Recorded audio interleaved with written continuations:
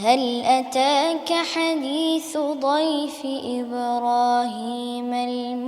المكرمين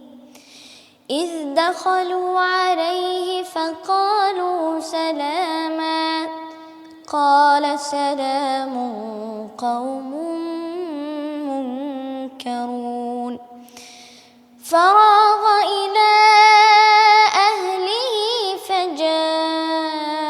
بعجل سمين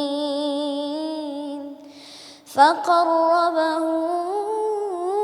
إليهم قال ألا تأكلون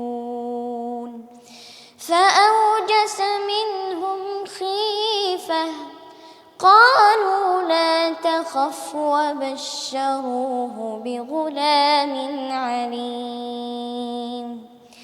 فأقبلت امرأته في صرة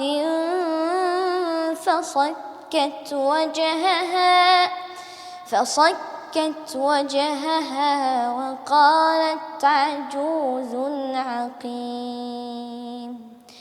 قالوا كذلك قال ربك إنه هو الحكيم العليم.